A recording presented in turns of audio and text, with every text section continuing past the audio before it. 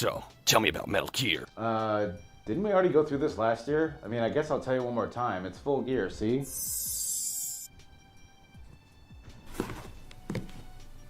Tell me about Gear Town. Dude, that's not even close. Dude, we went through this last year. All right, come on, man. I'm clearly busy.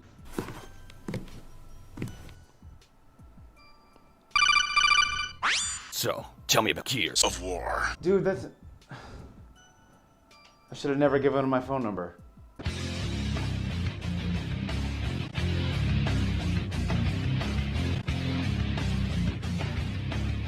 Shift into high gear, all my fellow and future outlaws, as this is your in-ring rundown, and I am the NKK. It's AEW's Full Gear once again, a loaded card with plenty of excitement for everyone, except for me, of course. I'm just gonna sit here and continue bitching that Miro isn't already the champion. This week on Cena's Burgers, Full Gear comes to us live from Jacksonville, home of the Yags. The final pay-per-view of the year full of brutal feud-ending matches and early quips about Joe Biden's strategy to win this year's election. Do not underestimate the fortitude of a quiet man. Can't help but think that's a lesson that a certain orange individual should have, could have, and would have learned a long time ago. The first match of the night was the end of the #1 contenders tournament, Kenny Omega versus Hangman Page. A match that no one ever saw coming, not because it wasn't obvious to the fans, but because people started to wonder if any matches were going to happen after how long Kenny Omega's entrances has been lately. About a third into the match, both men realized that they're allowed to do other moves than knife edge chops, as Hangman Page Irish whips Kenny Omega into the gate, who manages the gate tech and then manages to turn it into a moonsault on the outside. That was actually quite impressive. Well, you know, Kenny used to talk to Hangman and Page throughout their match. Now he has no one to talk to but himself. That's right, Tony. All single wrestlers are secretly very lonely in the middle of the ring because they have no one to talk to. Naturally, without a tag team partner, it's not at all concerning to watch a man talk to himself as if he's deciding which cat to burn first. This match goes back and forth quite often, neither man managing to maintain any sustained momentum. German suplex, get up. Massive elbow strike, get up. V-trigger, get up. He hits the Deadeye. Ooh, just barely. Should have held that leg, bro. Hangman Page goes for the buckshot lariat, but misses wildly, leaving him vulnerable to 2 V-triggers and the one-winged angel by Kenny Omega. A really weird one-winged angel that not even JR could explain properly. Be over, come on! Page is keeping his head away from Omega's... Well, at least he was. You know, I want to make fun of him for not knowing, but I'm honestly not sure if that was on purpose either. Next up on the card is Golden Boy Johnny versus what might be my Halloween costume next year. A very important match where the most exciting thing I've ever seen in wrestling is about to happen. Let's watch. Silver does not... He's thick. Well, Silver, if you don't want him to do it, stop him. Fuck, that's beautiful. Orange Cassidy goes on to dominate much of this match, evading nearly every attempt at offense that Johnny Silverbullet has against him. Only finally gaining the advantage after he makes gross faces towards the camera, so you know he knows that you know he is crazy. Jim Ross sees these faces and claims that there is absolutely no way that this man has been mentally checked out before he was cleared to compete. And while I want to sit here and make fun of the concept of any organization not having some sort of, logical system when it comes to people's mental stability when entering an organization, when it comes to thinking about wrestling and the past 40 years and characters and people that have come and gone, he might be right. Boot, become an animal. Ah! Yes, you saw it here, folks. A real-life human fight cloud. A rare situation where both individuals are spinning and attacking so rapidly that no one is sure who's going to come out on top. But in this case, it's Orange Cassidy, with what's basically a less compact Deadeye, which is basically another reverse pile driver. Still might be my costume, though. It's TNT Championship match time between the Prince of Shitty Neck Tattoos and... well... at least that stuff's not permanent. Darby Allin comes out to the ring in his new car that he just finished fixing up, but then immediately starts smashing it because he heard JR make fun of it as he came down the ramp. Cody Rhodes! Yeah, he actually has his last name back now. Holy shit, WWE didn't put it in a turtle chokehold. Makes his way to the ring surrounded by family and friends, which is something that Jim Ross is just not a fan of. It just seems odd that Cody's with a group of people. Seriously, man, he does not want Cody to have friends or something. Now, ladies and gentlemen, this is one of those rare matches that I enjoyed so much that I don't have too much to make fun of here. Push-ups are disturbing. God damn it, JR, you just couldn't give me 25 minutes uninterrupted, could you?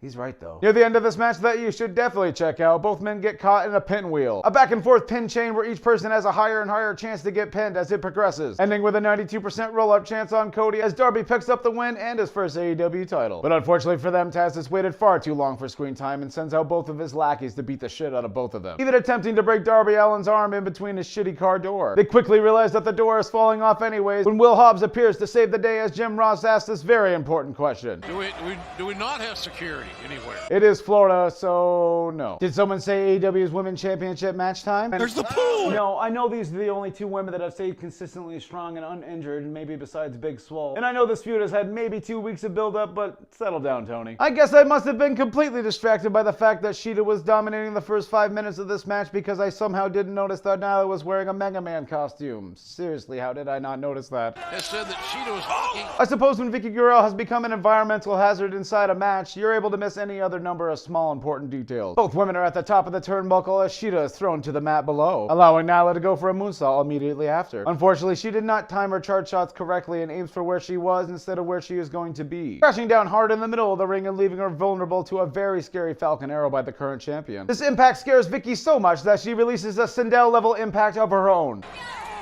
Not gonna win with it. You know your screams have reached a new level of power when it is both as loud as thunder and as soft as a whisper. Either that or they really just lower the volume at those exact seconds. Nearing the end of the match, Vicky's rage reaches critical mass, swiping at Shida as she bounces against the rope. Lured to the outside and nearly struck with a kendo stick before Aubrey saves the day, Vicky is laid out by the charging Nyla. 3 brutal knees to the face later, our champion defeats Nyla in the middle of the ring 1, 2, 3. I think we have some footage. After the match, Vicky is not pleased and slaps Mega Man right in the face, causing him to demoralize and power down. Folks, let's just move on here. You know your shit is weird and awkward when not even JR can tolerate waiting. It's do or die in this tag team championship match between the Juvenile Elk and Franklin Theodore Roosevelt. The Buckaroos must win this match, or just like Cody, holy shit, we can actually use his full name now, Rhodes, they will never be able to challenge for the championships ever again. Man, I should have been drinking all these Diet Mountain Dews, I can tell you that. This is jacked up. You know, I want to make fun of you, but that's just adorable. The childish 4-legged creatures take control early on in the match, confusing FTR with their synchronized swimming-like movements, as Tony Schiavone tries his best to not be the nerdy kid who doesn't actually know anything about the teams or players who is out with his friends at a sports game for the first time. Oh, great quick exchange that time. Good job, team. Both men stare into each other's eyes for about 10 minutes before Dax finally blinks and gets pissed off, clotheslining Matt directly out of his boots. But nothing FTR seems to do tonight can make up for the fact that their grandpa Tully is not at ringside, constantly reminding him of the butterscotch candy that he has for a reward for both of them if they win the match. This lack of focus causes Dax Hardwood to lose focus and think he's trying out for gymnastics or something, attempting his own 450 splash before getting laid out by a single solitary super kick. Yes, that's all it took. After the match, Tony Schiavone has to be put in timeout because he just won't stop watching his new favorite vampire-related sitcom, even while on the job, and it seems to be causing some issues. Absolutely. Did we see someone lurking in the shadows? Golf cart, down the road, a Spanish god full of vengeance, Hardy compound, home advantage, the realm of the broken one. The match begins. Sami is crushed by a monster truck. The match ends. Good night, everybody. Oh, sorry about that. I suddenly found myself being overpowered by his broken brilliance. Turns out Sami G is still alive and somehow able to continue this match. A match that proceeds to this conveniently placed ring in the backyard of the Hardy compound. Something I have long since added to my list of future goals for my personal dream house. Tony Schiavone, he's here to save the day. This match is escalating second by second. I guess most matches typically do, but...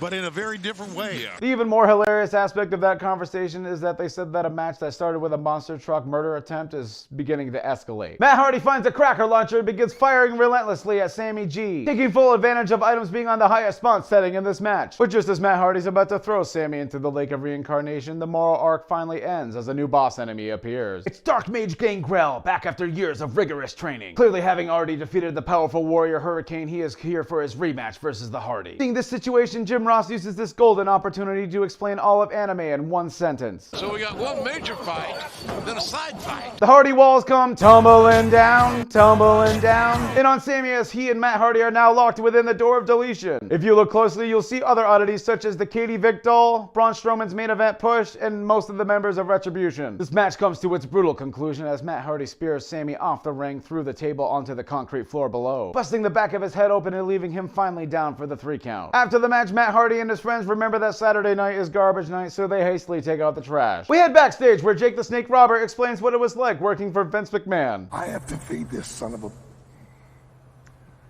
And he doesn't want food, he wants people. Stand back, folks, as it's the ratings ruler versus the demo god for access to the here on Full Gear. The lights go out before a familiar figure appears in a familiar light-up jacket at the top of the ramp in a familiar pose. MJF's entrance is better than Jericho's, and nobody knows it. No one likes to run him up. You may not know it there, but he meant to say mile. Jericho hits the Judas effect on the ring post because he's such a veteran, allowing MJF to take advantage for much of the beginning of this match. But before he can count that man out just yet, Jericho shows us that even at age 50, the man can still land a lion salt, a hammer axe drop, and even a frickin' Frankensteiner off the top rope. A Frankensteiner so devastating that MJF manages to land with the impact of a cartoon duck. Victory seems certain for the wily veteran as he locks in the walls of Jericho on MJF. MJF, a man who believes that his only chance at escape is trying to coax Aubrey into a threesome, but clearly she's just not into that shit and forces him to break at the ropes like a good wrestler. Wardlow hears the 10-minute mark and finally remembers that he was supposed to be out here handing his partner the Diamond Dallas ring, an item so brutal that JR only has this to say. That's a weapon, man. Yes, that is a weapon. It has properties that are not found on the human body, therefore is considered an illegal item in a match like this. Naughty boy, MJF. Luckily for Jericho, he is also a naughty boy, sneaking in his Bat Floyd to even the odds against MJF's weapon-related advantage. Unfortunately for Jericho, NAG Spirit is still in too much effect this month, as MJ nearly convinces Aubrey that MJF was struck with a bat, which leaves Jericho vulnerable to his biggest weakness of all, the